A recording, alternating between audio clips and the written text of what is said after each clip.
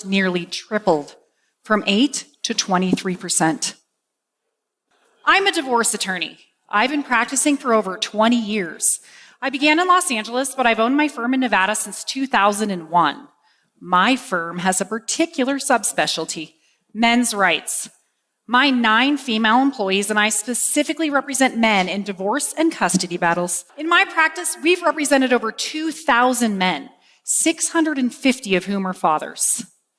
My expertise not only comes from my career, but just as much from my personal life. I'm a mother. My children are 23, 15, 12, and barely 3. What has 20 years of representing men in family law as a wife, mother, and daughter taught me about fatherhood? Allow me, if you will, to start with the second thing I learned about fatherhood. Men parent differently than women, big surprise. But their influence is crucial in the development of their children. When getting my father clients ready for court, I prepare them for this kind of interrogation. Who's your children's doctor or dentist? What's the name of your school principal or even their teacher? What grades did they get on their last report card? 9 times out of 10, they miss the majority of these questions. Seriously, does this mean they don't care or love their children as much? I bet it makes you wonder. But please hold your judgment. Here are the questions that my father clients can easily answer. If your son could be a superhero, what would his power be? What kind of monsters do your kids fear? How high does your daughter feel comfortable flying in a swing? What makes your son feel defeated? Yet, in my experience cross-examining hundreds of mothers in family court, these are the harder questions for them. Most of us know motherhood brings with it a sixth sense and an unspoken bond to our children. But what about fathers? Even fathers feel insecure about this reality. After representing 650 fathers, I can count on one hand those that felt secure in their instinctive role and significance to their children. What's interesting is my anecdotal legal experience suggests otherwise. In 20 years of practice, I've had over 100 men take a paternity test. Do you know how many were wrong in predicting their biological relation to the child? 2. This shocked me and taught me my third lesson. Fathers, too, have a genetic bond and instinct about their children from infancy. Think about your childhood. Picture your father. Now, go back in your memories and erase your father from every scene. This is what the other 40% of people's childhoods look like. Nearly 2 of every 5 children in America are growing up without their fathers, or 17 million, according to the 2016 census. Other sources estimate as many as 30 million. In 2011, I joined the board for a local charity called Nevada Youth Empowerment Project, or ENYEP. ENYEP is a housing program for homeless girls ages 18 to 24. As board president of this small charity, I've been closely involved and gotten to know the girls and their tragic stories over the years. Hundreds of otherwise homeless girls have come through our program. Their backgrounds and what they have endured would haunt you. Do you know the one thing all of these girls have in common? They all come from fatherless homes. Sadly, these girls aren't the exception. They're the rule. My fourth lesson about fatherhood came from the data. According to the Center for Disease Control, children from fatherless homes account for 90% of all homeless and runaway kids, 71% of high school dropouts, and 63% of youth suicides. While you listen to me speak, you have to be wondering, what makes fathers so crucial? Honestly, the answer is complex and better explored by psychologists. What I can tell you is that the data unequivocally tells us fathers are vital, and yet laws and society undervalue their importance, making it harder for them to be in their children's lives. Even fathers underrate their own value. I know this data upsets a lot of mothers, me included. But advocating for fathers isn't about diminishing mothers. While children deserve both parents whenever possible, this crisis is specific to fathers. The occurrence of fatherlessness is epidemic. The effects are catastrophic, and the causes are male, gender specific. Nearly 30 years ago, leading child psychologist Michael Lamb reminded us, fathers are the forgotten contributors to child development. Yet, researchers have found that children with involved fathers have stronger cognitive and motor skills, elevated physical and mental health, become better problem solvers, and are more confident, curious, and empathetic.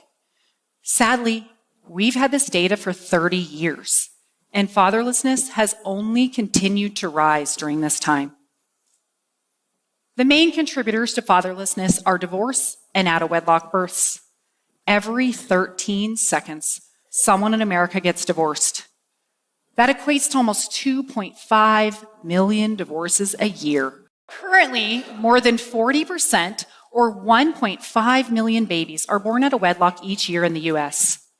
And this brings me back to the first and most significant thing that my career has taught me about fatherhood. Family court is one of the critical places where fathers are disadvantaged, and this hurts kids. Historically, this maternal preference was solidified in the tender years doctrine, which mandated custody of children under age 4 be awarded to mothers. This doctrine was in use until the 80s. As the laws progressed, visitation for fathers improved, but it took a lot of years before the law was finally gender equal. In fact, it wasn't until 2017 that Nevada finally adopted a presumption for joint physical custody. When I began my practice, and until 10 years ago, the best my father clients could expect was every other weekend visitation and maybe a dinner on the off week. While significant legal progress has been made, this long-standing bias against fathers still occurs in the enforcement of custody orders, in child support rulings, and it exists in paternity laws. All the while, the number of kids growing up without dads continues to rise. Between 1960 and 2016, the percentage of children growing up with just mothers nearly tripled, from 8 to 23%. Paternity laws desperately need more reform to protect the 40% of children born out of wedlock each year in the US. Right now, once custody has been ordered, it's illegal to remove a child from their father, usually a felony. But it's perfectly legal in all 50 states for a woman to conceal her pregnancy, leave the father's name off the birth certificate, and never tell him he is a child, ever. How is this not kidnapping? Just as horrible, a woman can knowingly list the wrong father on a child's birth certificate, deceive him, and a short while later, in many states, the wrong man becomes that child's legal father forever. He's obligated to a child that isn't his, and that child just lost their real father. This is a betrayal of the worst kind. And the law not only allows it, it creates the opportunity. This is what we know. Every bit of data we have tells us children need their fathers. The law, its application, and society at large disfavor fathers. The law is improving, but the statistics are not. So, what can you do? We are the change makers, all of us. If you're a father, make the effort. Do everything you can to be in your children's daily lives. If you're a mother, encourage and facilitate the relationship between your children and their father instead of trying to interfere or control it. If you're a child, spend time with your dad. Ask him to do something. Seek his advice and guidance.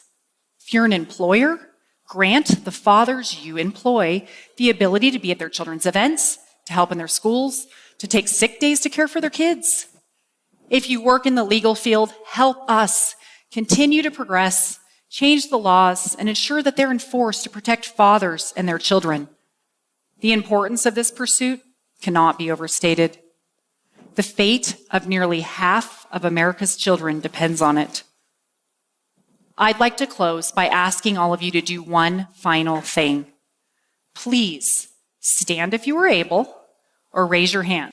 If you grew up without a father, if you raised or raising a child without a father, or if you are a father who's been separated from your child. Now, look around. The people really affected by fatherlessness. Really, look. Now let me tell you who can't stand. The 1,000 fatherless children who were murdered last year. The 3,000 fatherless children who died from drugs. The 3,200 fatherless children who committed suicide last year. And the 14,000 fatherless children who were incarcerated. Everyone, please stand for them and do everything you can to help the remaining 17 million fatherless children avoid these fates. Thank you.